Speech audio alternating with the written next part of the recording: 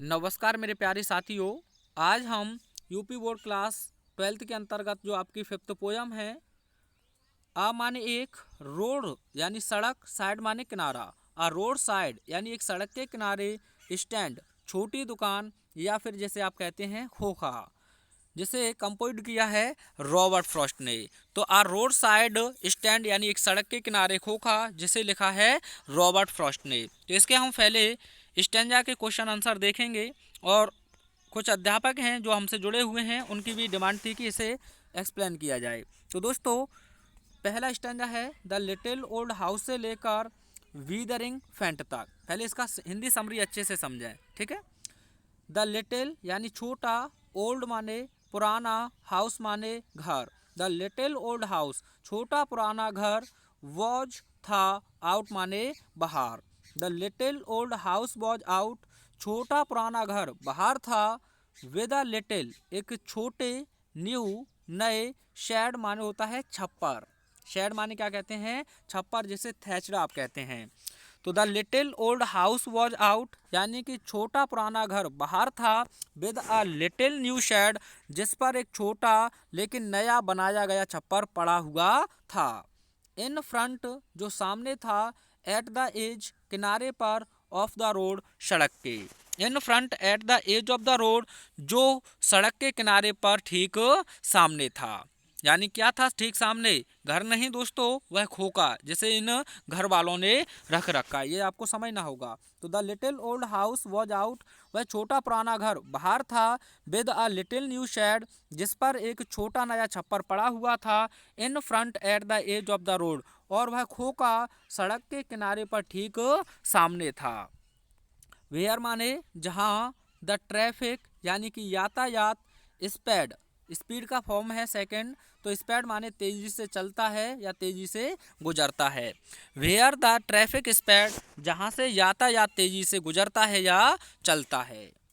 आगे कहते हैं अ रोड साइड स्टैंड एक सड़क के किनारे वाला वह खोखा, दैट माने जो, टू माने भी, पैथेटिकली करुणा से या करुणा के साथ, प्लेड याचना करता है या निवेदन करता है।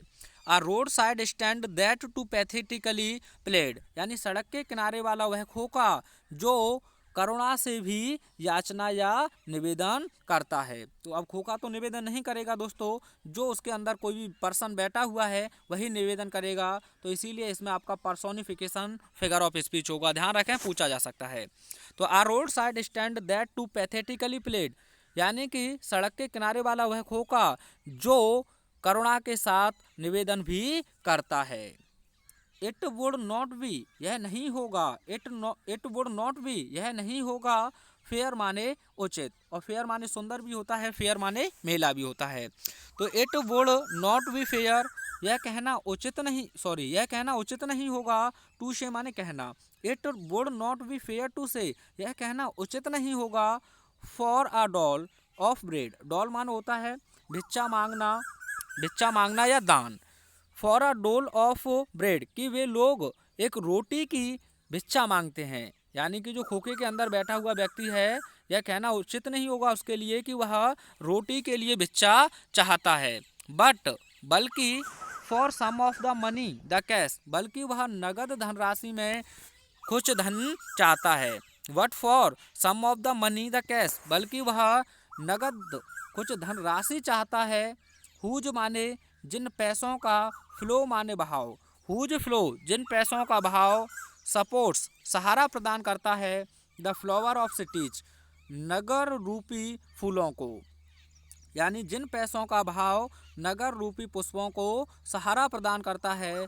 फ्रॉम सिंकिंग यानी डूबने से, फ्रॉम सिंकिंग माने डूबने से या कमजोर होने से, क्योंकि उनके पास पैसा है तो वो कमजोर नहीं होने देंगे नगर रूपी पुष्पों को।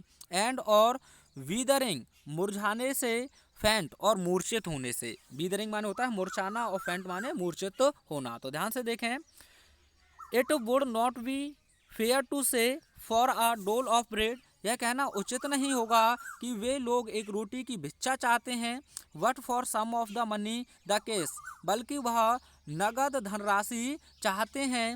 Whose flow supports the flowers of cities from sinking and weathering faint बल्कि जिन पैसों का भाव नगर रूपी पुष्पों को डूबने से और मुरझाकर मूर्छित होने से सहारा प्रदान करता है। आई होप आपको अच्छे से ये लाइंस समझ में आई होंगी। चलिए मैं इसके स्टैंजा बेस्ड क्वेश्चन आपको शो करता हूँ। तो दोस्तों देखिए पहला question, what was there in front of at the edge of the road, यानी कि सड़क के किनारे ठीक सामने क्या था। तो देखिए आपको यह आंसर लिखना है द न्यू स्टैंड, एक नया छोटी दुकान थी जिसे मैंने बताया आपको, वॉज पुट अप जैसे स्थापित किया गया था, in front of a house यानी एक घर के ठीक सामने, at the edge of the road यानी सड़क के किनारे पर।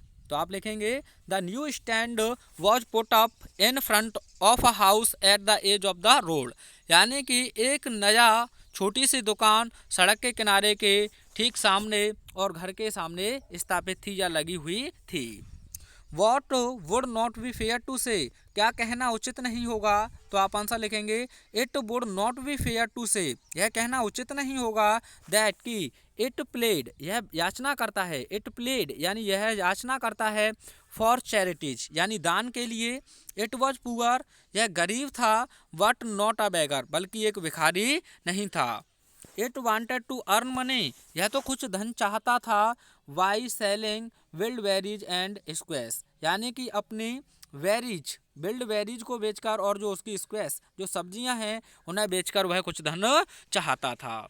आइए अगला क्वेश्चन देखते हैं, what was the plea of a road side stand, यानी एक सड़क के किनारे वाली दुकान की क्या याचना थी। तो आप यहीं से लिखेंगे the plea of a road side stand was money, यानी कि सड़क के किनारे वाली जो खोखा था उसकी याचना थी मनी यानी कि धन, इन एक्सचेंज यानी कि बदले में, और फार्मर्स प्रोड्यूस यानी किसान के द्वारा जो उत्पन्न किया गया है।